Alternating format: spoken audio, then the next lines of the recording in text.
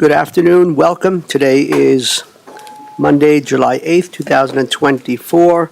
This is our afternoon work session, Community Planning, Infrastructure, and Resources. We have a number of items on the agenda.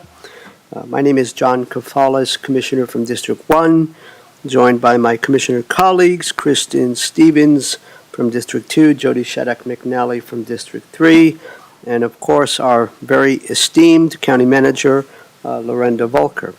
At this time, I will turn it over to Leslie, and you can introduce yourself and your colleagues. Okay, thank you, Commissioners. Good afternoon. Hope you all had a wonderful holiday. Leslie Ellis, Community Planning, Infrastructure, and Resources Director. We do have a full agenda today, so we'll try to keep things moving along here. Our first item is with our guest, Matt Sura, who is our special counsel. You know Matt. You've met him before on a number of topics. He is here to visit with you today on cumulative impact rulemaking around deep geothermal and update you on some work that he's recently been doing and what he might expect to see and be working on in the future, and get general direction, answer questions and get general direction from you for him to carry on with the work that he's been doing. So I will go ahead and turn it over to Matt. Thank you, Matt. Thank you, Leslie. We can certainly talk about any oil and gas issues, but today I was going to focus on two issues. And could you, for the record, identify yourself? Yeah, this is Matt Sura. I'm a special counsel on oil and gas matters for Larimer County. Thank you. Thank you, sir. So the Colorado Energy and Carbon Management Commission has got two rulemakings that are kind of happening simultaneously, and both of which that Larimer County is involved in. See if I can, that's what I thought it would do, but there we go. There's been a number of bills over the recent years that have been passed by the state legislature that's really changed the way that the formerly known as Colorado Oil and Gas Conservation Commission sees its job and its mission. And one of those is Senate Bill 23-285, which was passed last year, which changed the name of the Colorado Oil and Gas Conservation Commission to be more expansive to include other energy forms. It's now the Energy and Carbon Management Commission. There's also a number of bills that were passed that year that looked at geothermal, underground natural gas storage, and then looking at the issue of carbon capture, which is injecting carbon dioxide and other greenhouse gases captured from industrial facilities and injected underneath the ground for hopefully permanent storage. Then this year there was 24-1346, which looked at sequestration estate, and then more about kind of filling out the carbon capture and some of those rules. So this is what the calendar looks like for ECMC. The deep geothermal rulemaking is going to be happening in August. Cumulative impacts is happening in September. Carbon capture and storage, the rulemaking itself is proposed for November. We're expecting that to be announced probably within the next 2 months. And then produced water consortium rulemaking is required to be completed by this December, the end of the December, and underground natural gas storage is anticipated in 2025. So a lot of rulemaking at ECMC this year and in early next year. So I'm going to start with geothermal rulemaking. And the governor has referred to this as Heat Beneath Our Feet initiative, something that he's really been pushing at the Western Governors Association, and really sees a real possibility and probability for Colorado to be able to benefit from geothermal resources, both for heating but also for generating electricity. Larimer County is a party to the rulemaking that just started. The pre-hearing statement was filed in June. Response statement is due this week, and then the rulemaking hearing itself is August 5th through the 9th. And this gives you a sense of what it might look like if we were actually going to generate electricity from geothermal resources. And that is, they pump water underground to a depth where the heat of the earth is 300 to 600 degrees. And that then gets kind of brought back up in the form of really superheated liquid that immediately upon getting to some sort of powerhouse, some sort of power plant, becomes something that can push a turbine to create electricity. This is a renewable heating source, a renewable power source, and something that really fills out the need for us to find something that a renewable energy source that is going to be available when the wind isn't blowing and the sun isn't shining. And this is something that a number of other countries use a lot of. This is not something that is done at all here in the state of Colorado yet, but we see a real possibility for that. The Geothermal in Colorado Resources Use Strategies and Impact Considerations was just released last week, and that has a lot of maps in it, including this one that shows the geothermal utilization opportunities within the state of Colorado. And this is their best work, their best effort to try to discern where geothermal possibilities for development of geothermal resources exists in the state of Colorado. And you can see in Grand Junction area, there's quite a bit, in the southwest near Durango, possibility, they're not sure, on the eastern plains on the border with Kansas, but also they know in our area there's pretty decent opportunity for that in the Fort Collins area, actually in the Denver-Wattenberg field where they have oil and gas development. And the reason they know the temperatures is because they've got so many wells in that area. They know very well what those bottom hole temperatures are. And they can assume, based on the rock density, how far they would have to go for these geothermal resources.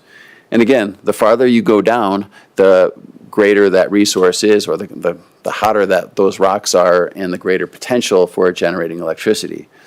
And, for your consideration, at 26,000 feet, which is approximately 4 miles below the surface, there's all sorts of opportunities in this area and others in Colorado. And so the geothermal rulemaking is important and something that I think that we all support throughout Colorado. No matter what side of the spectrum you are on politically, this is potentially a very cost-effective energy source. And there's a real need to kind of explore this opportunity as quickly as possible because of the state's commitment and the county's commitment to reduce greenhouse gases as quickly as possible. However, there's certainly a lot we don't know about this. This has been not something that has been tested yet in the state of Colorado. And the position that was put forward in the pre-hearing statement, and would love to hear your response to, is that yes, let's do this as quickly as we can, but not forgetting public health and safety and not forgetting good public process. Right now, they're proposing to allow geothermal applications and approvals without any public hearing. And that might be fine once we understand how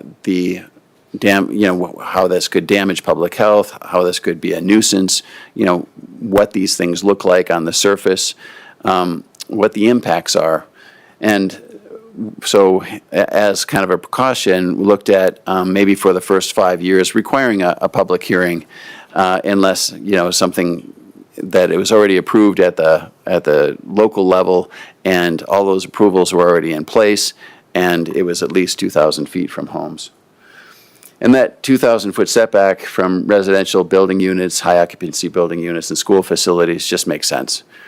We know that the way that they get these wells is they have to drill them. And if they're drilling 3 miles under the surface, that is going to be drilling activity that's going to be there for months. And certainly something that is going to have impacts. Yes, we want to encourage these, but we have to appropriately site them. And with these oil and gas facilities, these wells, these very deep wells, comes those production power plants and a very industrial facility. Well, those are appropriately sited in industrial areas, open lands, certainly not right next to homes or schools. And we might find that this is something that is not a problem, that these wells can be sited close to homes and schools and not be an issue. We don't know that yet because we don't have that experience in the state. Providing a more robust pre-application consultation process, looking at requiring surface use agreements with landowners. Right now, the rules are written so they can force pool themselves, basically force themselves onto somebody's property without their permission. That seems like that's silly in this case because these geothermal resources exist in huge areas. You don't need to force yourself onto a landowner that's not willing to have you there. And then additional processes when converting an existing wellbore to a deep geothermal well. There may be implications to, again, health and safety and nuisance issues. Having an existing well that is an oil and gas well that is played out, that maybe the residents are excited to have plugged and abandoned, to turn that into a geothermal well may have implications that the residents should have the ability to speak to. And then finally, requiring an alternative location analysis and cumulative impacts analysis. And then there's force pooling procedures. Right now, they're really generous. They allow 45% of them, there's going to be a geothermal land use right that is going to be leased or bought.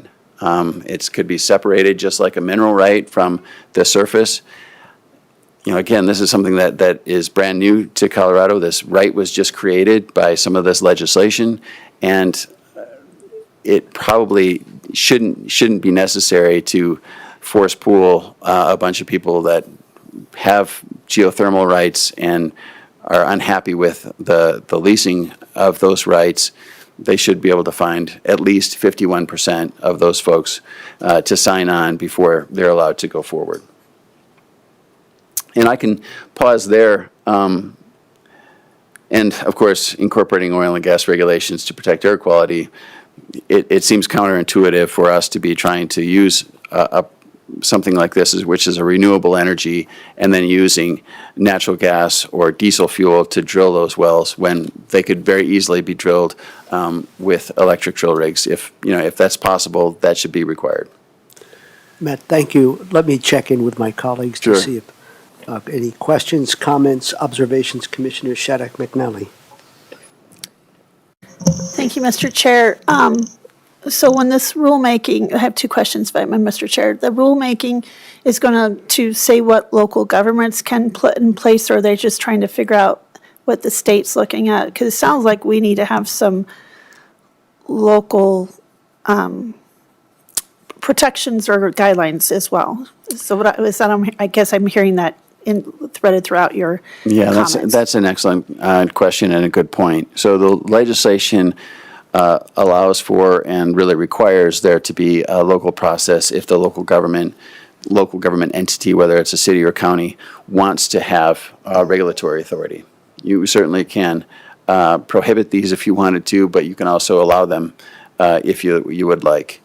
And one of the reasons I think that there needs to be more front-end process, at least at the beginning of our initial steps into this new energy source, is to allow for local governments to catch up. Local governments may not have regulations that apply to a geothermal well or a geothermal facility, and allowing a process that allows for more input from local governments, both at an initial phase, at a pre-application meeting, but also in a hearing, I think makes a lot of sense, at least for the initial few years.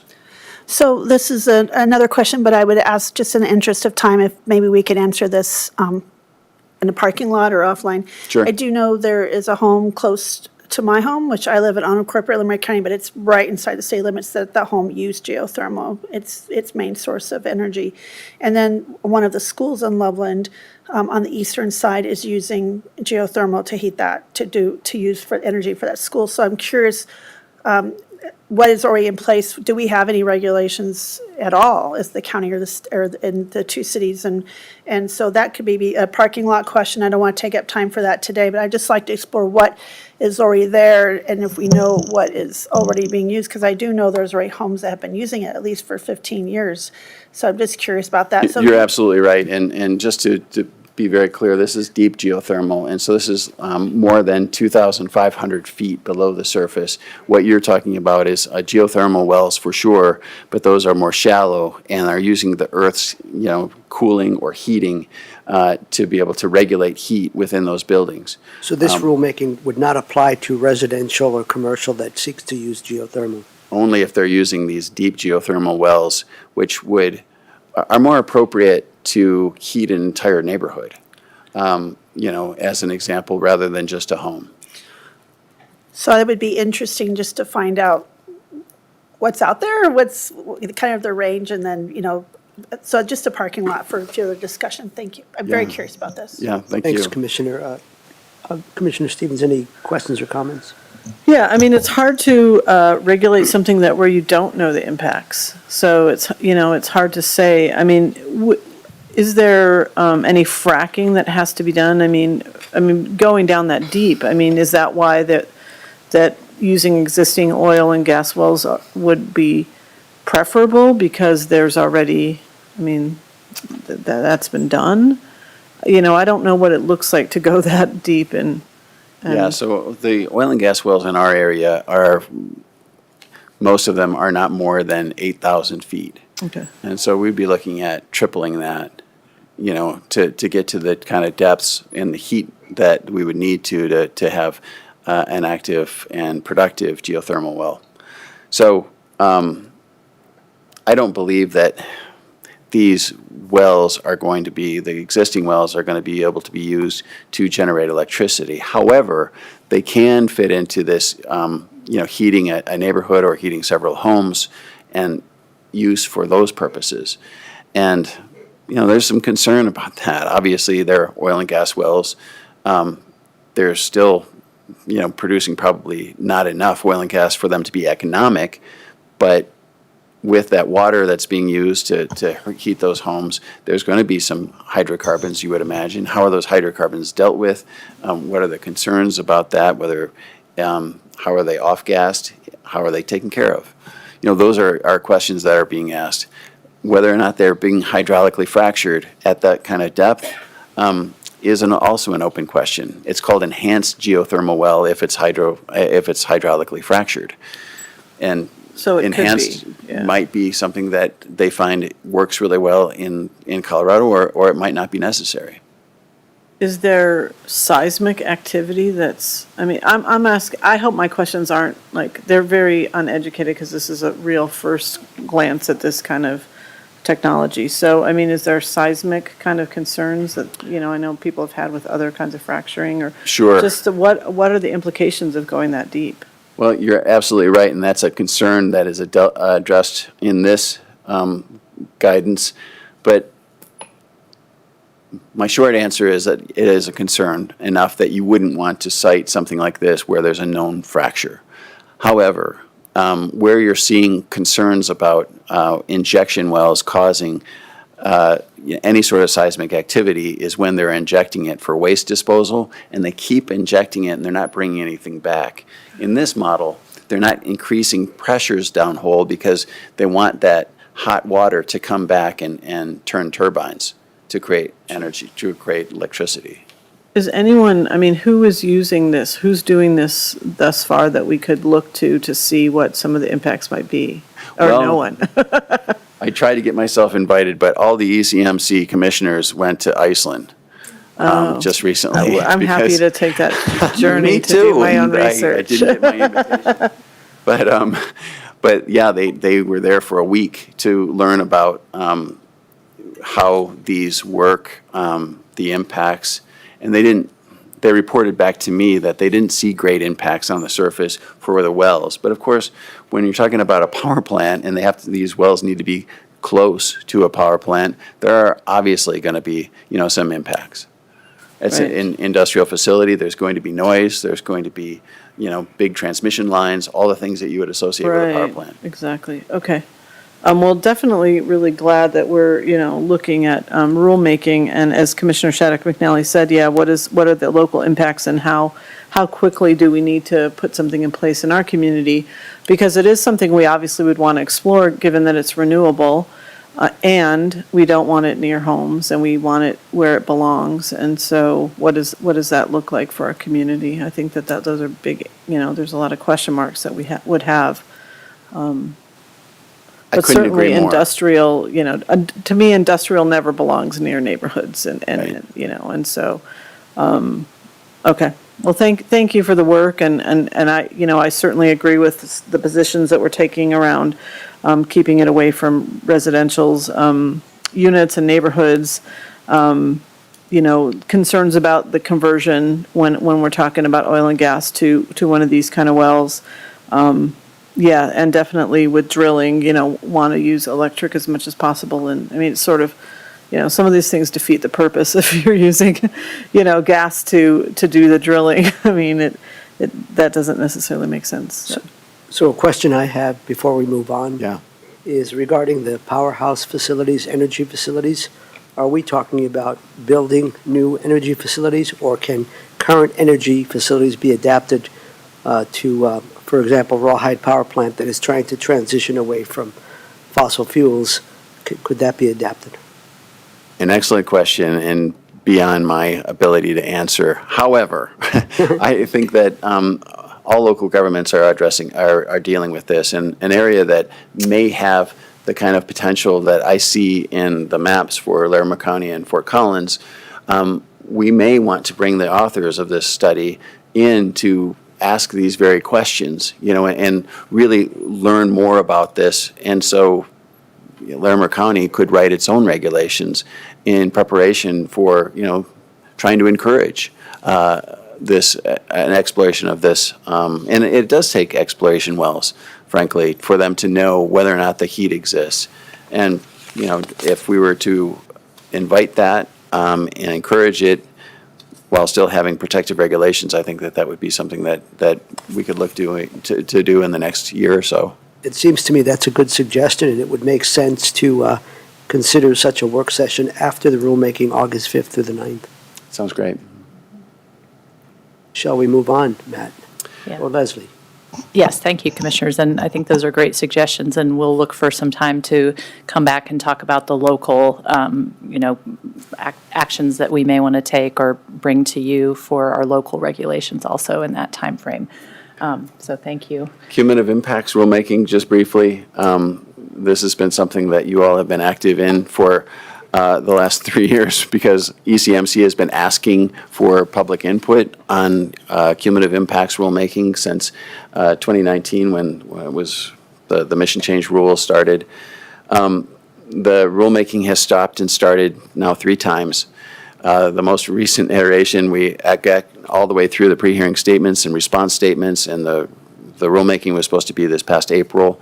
The legislature intervened and said, we want to help you define a better definition of cumulative impacts, and offered some more time for ECMC to do this. And so the good news is that ultimately the legislature and now ECMC and their draft regulations are really embracing some of the issues that we raised in our last comments.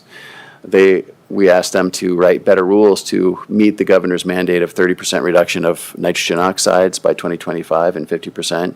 They've done that in their draft rules. They hadn't done it in the previous ones. They've done it in the rules that were just released.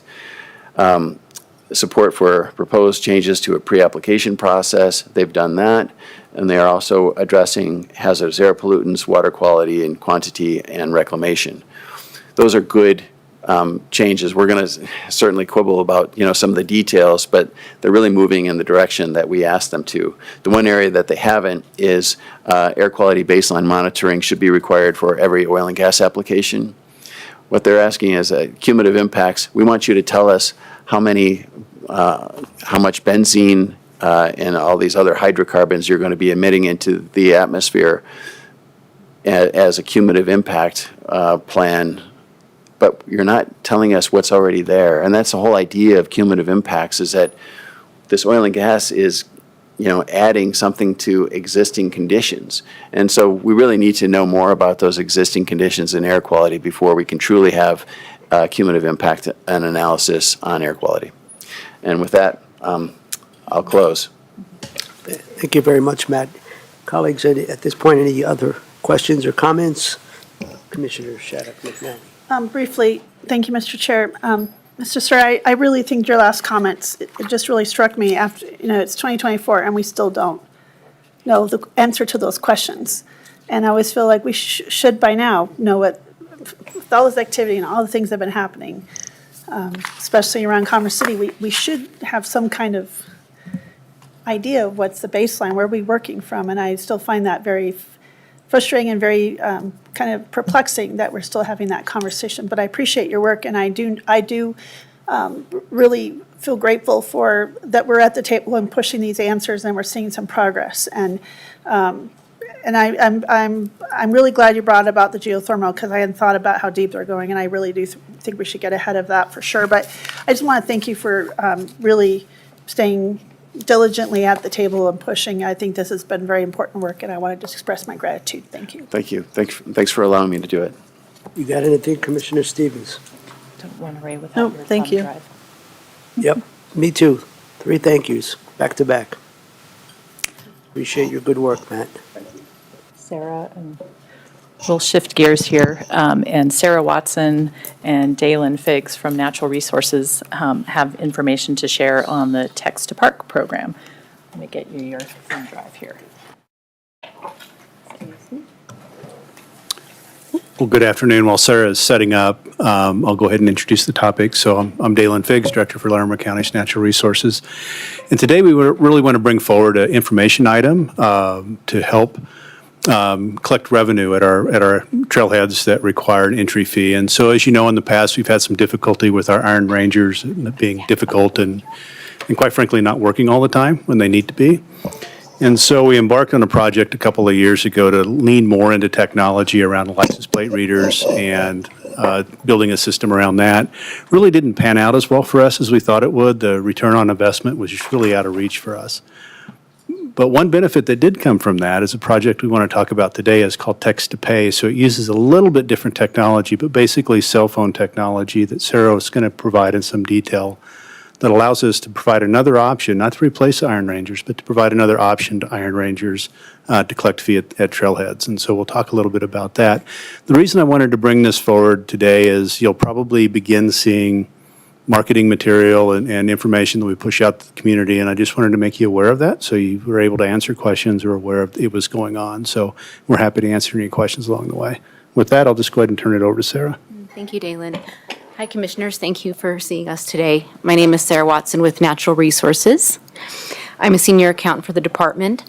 I have just a few slides to go through with you about the new Text to Park possibility we can put in our locations. Why the need for the change? I know all of you have been to our properties, and we currently have 14 self-pay stations, or commonly referred to as Iron Rangers. And up to, at any given time, there's up to 50% of them are down, either due to equipment malfunction or sometimes it's connectivity. There's a host of reasons, and from year to year, it varies which ones. So it's kind of hard to keep even track, to isolate. It's not one problem, it's many that we're fighting. Some of our locations, customers are left with few or even sometimes no way to actually pay, so they park and continue on, and we can't blame them for that. But we lose revenue, and then they also get frustrated. So what change are we proposing? We currently have a system called T2, is our point of sale database system that we track all of our permits and citations through. So we already have a contract with this vendor. It's also the vendor that the city of Fort Collins uses for their parking management software. They have a whole host of options, though, and we looked into and have been working with T2 on a feature called Text to Pay. When? Well, it's only a 4 to 6 turnaround because, as I'm going to go through here in a second, it's actually not any kind of hardware. It's simply just a software feature. It's not even an app. this is what it would look like, except we would have our own logo with our own locations and customizable to what Larimer County Natural Resources wants to display on the screens. But it's a really pretty simple process where you would scan a QR code or text a number and then interact with this feature where you can pay for parking online and then just keep moving along. There is no paper, there is no human interaction, it's just a quick way to park. But because I'm an accountant, I need to throw some numbers at you. Our upfront costs are minimal, and that $14,500 is burdened with also signage and some of the internal costs, not just the T2 amount. Our net revenue, out of a $10 permit, we still get to collect $9.18. So we'd only have to sell over 1,500 permits to break even. We sell approximately 100,000 through the iRanger self-pay stations right now. 200,000 in total per year, but half of those are self-pay stations. So people are used to some kind of automated way to purchase parking. Lost revenue is 170,000, approximately based on our downage for the different self-pay stations through in 2023 is what we estimated, and that is net of any kind of fees and credit card charges. Some things I also wanted to mention that are important for us as users. It's not an app, so customers aren't sitting there fiddling with their phones and downloading and creating long lines. Although it is license plate driven, so we are collecting in-state and out-of-state data, which is, important metric that we'd like to have. But we also have this really cool messaging feature that we can use with this app and communicate with our customers and also get feedback, because we always want, more feedback when our visitors are coming to our parks. So I know that was a quick overview, but it's for us, I think the reason why we're really excited is it's low risk, low investment. This isn't a contract. It's an additional quote, and it's only a 30-day cancellation period with no more commitment than that. So it's a possibility that we're looking into. So, Captain Fleming, do you have anything you'd like to add before we open it up for questions or comments?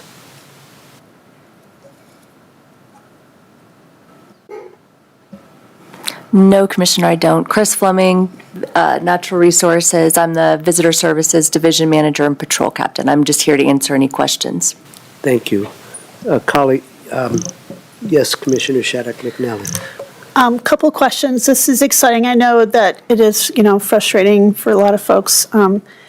And I have to tell you, my family went up and tried Sleepy Hollow the other day. They had a great experience. So I just want to share that. So first off, will this help or not help when we get too many people in overflow parking lots? Because I can see if they show up and they try to pay and then they still can't park. So that's my first question. My second question is, if we have their cell number, their license plate, and there's an emergency, are we able to reverse? Is that part of this app or this service to be able to contact them if there's like something that breaks out? Those two questions. Thank you. I'm going to answer the first piece, and I'm going to pawn the second one off to Sarah if she knows the answer. The one thing that we'll push out in marketing material is, even though you have a day pass, there's no guarantee for a place to park. There's other ways we try to communicate with our customers through text messaging when we're full, and you may see those come out. Parking lot's full, we're turning people away. So there is no guarantee of a place to park, and that's some of the shared risk, and we'll make sure to, as we market this as a new way of paying, that everyone is aware that, because you could buy this before you get to the trailhead, for example, and so even with that in hand, there may not be a place to park. That's my concern, but thank you.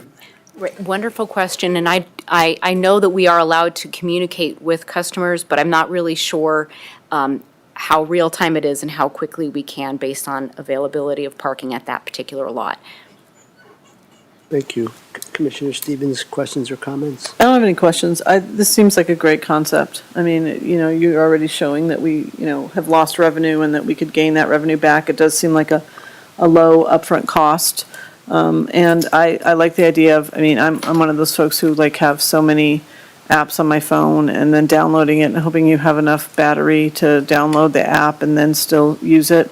So I really like this concept. I think it is pretty easy to be able to scan the QR code and kind of go from there. So, yeah, I'm supportive of putting something like that in place. And I do think it's frustrating because, I mean, most people do want to pay. I mean, if you see there's a pay sign and then you want to pay, there is a frustration of like, I would love to pay you, let me, but I can't pay you, right? And so there are people that understand that, that want to do that. And then do they leave because they're uncomfortable not paying, or do they stay and then we lose that revenue? So this is really a great solution, I think, to those kind of situations, and I appreciate you bringing it forward. Thank you. Thank you. So I agree that this is a technology that we need to apply, to implement. However, I need to ask the question, should there be Luddites visiting our open spaces and parks who wish to pay the old-fashioned way? Are there options for those folks? Well, we're not taking away any options currently. We're not actually taking the self-pay offline. We're not closing gatehouses or offices. So it's really just in addition to what we currently offer for ways to purchase. So older folks who may not be as savvy with QR codes or this or that, they have options. Absolutely. Excellent. Thank you, Sarah. Of course. Anything else, colleagues? Lorinda, anything you'd like to add? No, I think, it'd be great to be able to use this reverse texting to be able to encourage annual passes, so you don't have to use any QR codes. You just buy the pass once a year and put it on your vehicle and you're good to go. So I think this could have a lot of opportunities for regulars. Right. Just to do the math. Yeah. Thank you. Is there anything else that you wish to share on this Text to Park project? I don't believe there is. Thank you very much. Thank you for your good work, as always. All right. Thank you. Thank you. Thank you, folks. Have a nice We will day. move on to our next item. It's one of those days where you get to hear from multiple departments. So our next one is our engineering team, and Engineer Mark Peterson and Rusty McDaniel are here to share with you about the the CDOT project, the traffic signal at Highway 14 and County Road 5. Good afternoon, Commissioners. Mark Peterson, Engineering Director. Just to give you a little history on this, this is the County Road 5, State Highway 14 intersection. It had been on our radar for a number of times. Only the about 12 to 1,400 feet of roadway south of this intersection is still unincorporated Larimer County. Timnath has annexed everything from the south up through their community, and it had become an increased concern to many of us. And I remember Lori Cadrich and I were in meetings with the Poudre School District when they were proposing to put in the high school down there at Prospect and County Road 5, and we had concerns about all the traffic that was going to be coming to that intersection and the fact that it was going to be potentially unsafe in an unsignalized condition. So we had done studies at the engineering department. We had gone and looked at warrants for signalization and provided that data to CDOT. I had been in discussions with their traffic safety engineer about getting a signal out here, and we weren't given much hope. They've got a signal pool, and it was going to be a long time coming. When we suddenly got word that CDOT had found the money to put this in as a signal. So that project is moving forward, but in conjunction with that signal, they're proposing to make some changes that would impact the neighborhood to the north. So Rusty will go through what those changes are going to be. Thank you, Mark. Welcome, Rusty. Yeah, good afternoon, Commissioners. Rusty McDaniel with the Engineering Department. As Mark mentioned, the signal that CDOT's proposing is right here at the intersection of Highway 14 or East Mulberry and County Road 5.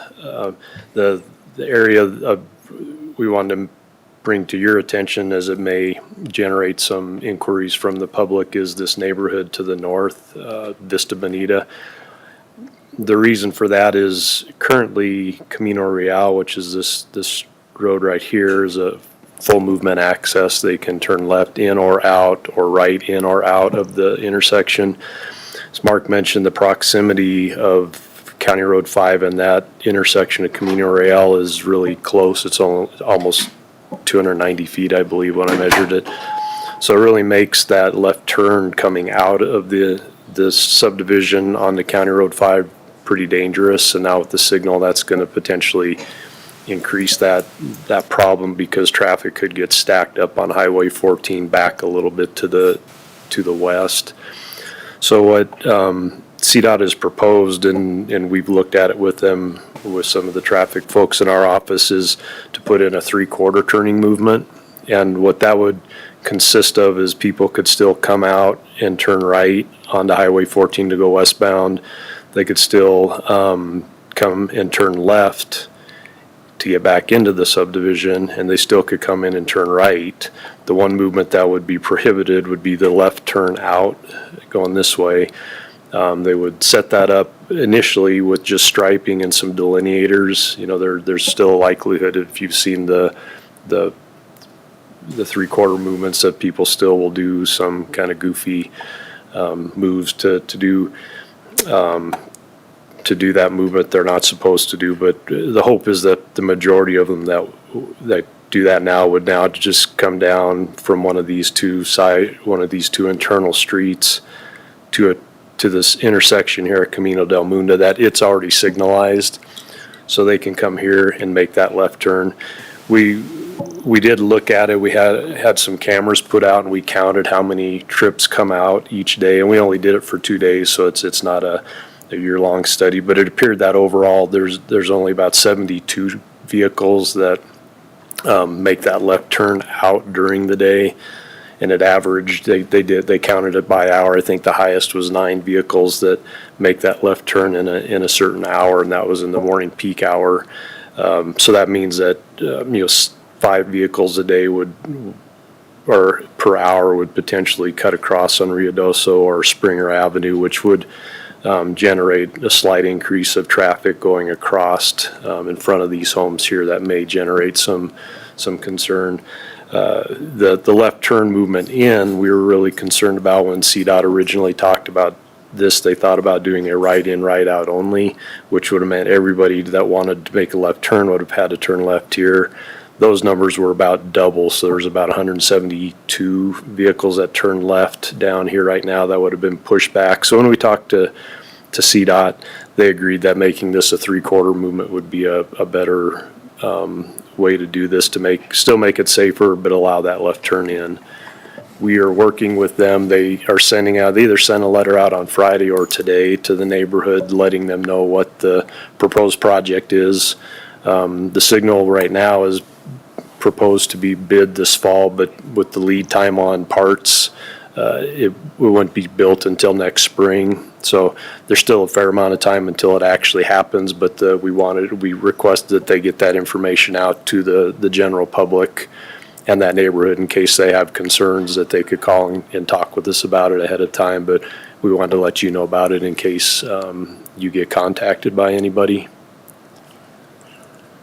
So that's my spiel. Thank you, Rusty, and thank you for answering one of my questions proactively regarding informing the community that if they want to go east coming out of their subdivision, they'll need to go down Springer,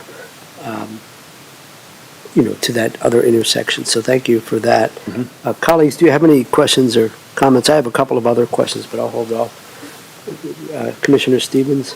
Yeah, were some of the people in that neighborhood, some of the people that advocated for that light to begin with, though? I mean, were they had concerns, or was more people that were around the school area?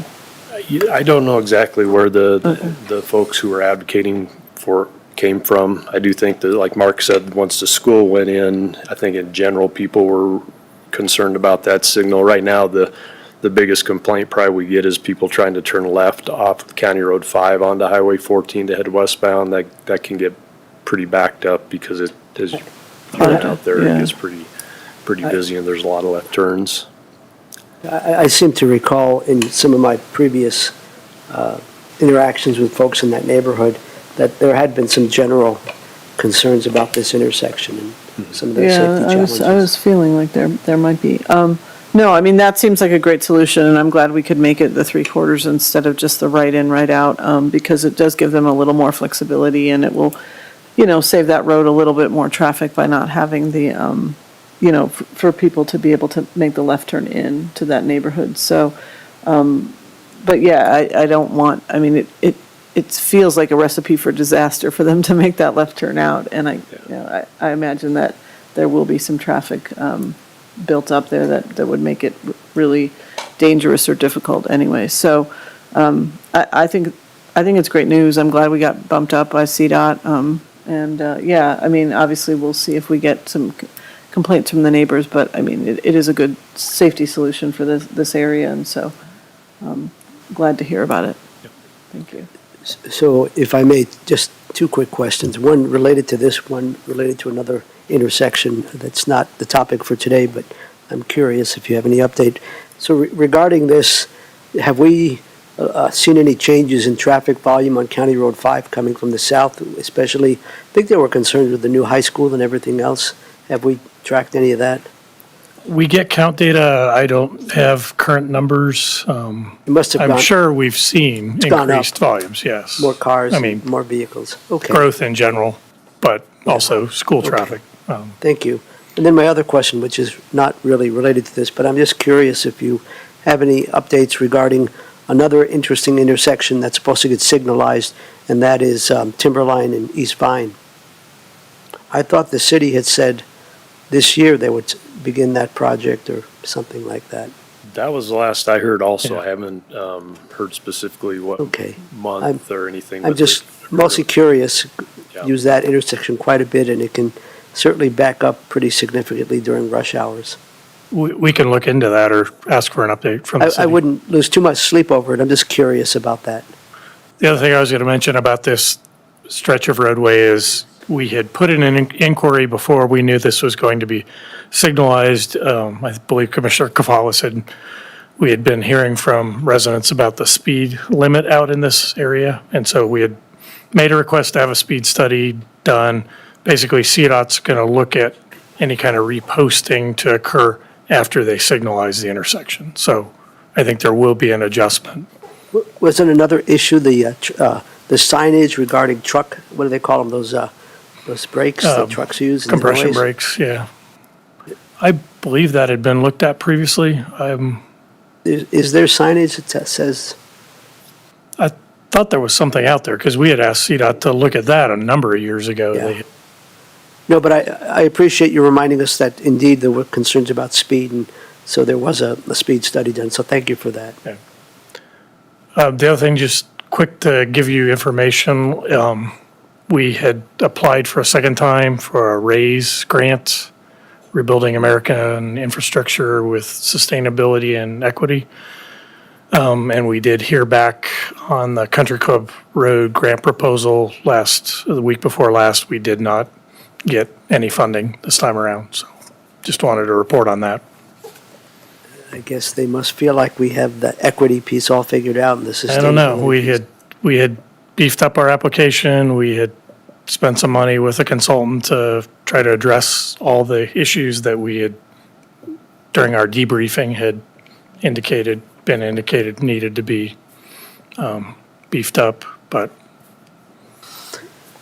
Well, just wanted to perhaps pass that along. third time is the charm. So thank you both for your updates and all your good work. Thank you, Rusty. Thank you, Mark.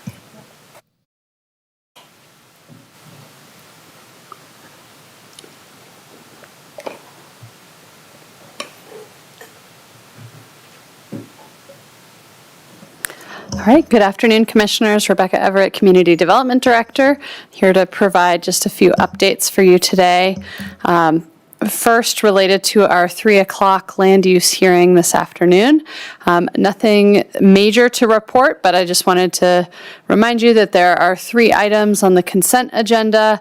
One item on the discussion agenda that was tabled from a previous hearing, and then one new item on the discussion agenda too. So there are 2 discussion items today. The order of the agenda has the tabled item first, then consent, then discussion.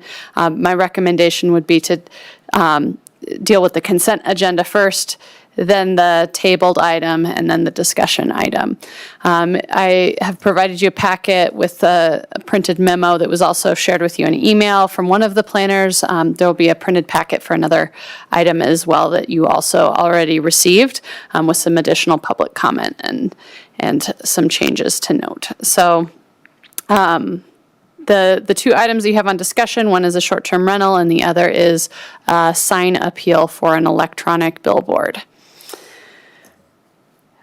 Next update as it relates to those land use hearings, particularly the 3 o'clock land use hearings. I just want to let you know that Jenny Oxmaker, our planning manager, will be a little more front and center in those hearings moving forward, and I will be taking a seat back in the audience. I will still be in those hearings when needed to provide support to the staff team or answer questions if needed, but you will see the planning staff and Jenny more front and center in those hearings moving forward. And then my final update for today relates to our Board of Adjustment, your appointed Board of Adjustment. As you probably recall, we have some weird statutory rules related to membership on the board and number of members required for quorum and voting that create some difficult situations at times when we're tight on members. We currently have let me start with a full Board of Adjustment is 5 members and 2 alternates. We currently have 4 members and 1 alternate. So we're close to full on that board, but we are technically down 2 positions, 1 alternate and 1 full board member. In order to have a quorum, we need 4 members present. And in order to vote on an item, there must be 4 concurring votes on a motion. And so it's not a simple majority, and that's all mandated by state statutes. And so because we are a little bit tight, I just wanted to give you the heads up. We're recruiting as actively as we can to try to get applicants for that board. And we may run into some quorum issues in the next couple months if we have anyone who's on vacation or any attendance challenges. So we don't have any issues for the July meeting as far as I am aware, but I wanted to just give you that advance notice in case we do have some challenges in the next couple months as we work to get someone appointed. So if I may, Rebecca, is the alternate person pretty much serving as the 5th member? Yes, currently the alternate, we've asked to attend all meetings when she's able. It's one of the planning commissioners is the alternate, and we'll plan to ask the planning commission again if there's a second planning commissioner that would be interested in serving as an alternate, which is what we got approval from you all to do last time that we had some quorum issues. So we'll put that request out there to our planning commission as well to try to make sure we have good, stable appointees for that board. Thank you. Yeah. Do you have anything else, Rebecca? That's it for me today, unless you have questions. Colleagues, questions about this afternoon? I think we're good. Thanks, Rebecca. Our staff audience here is dwindling, but I do have one final update for you, and that is, and Tim Myers here, in case you have questions from engineering.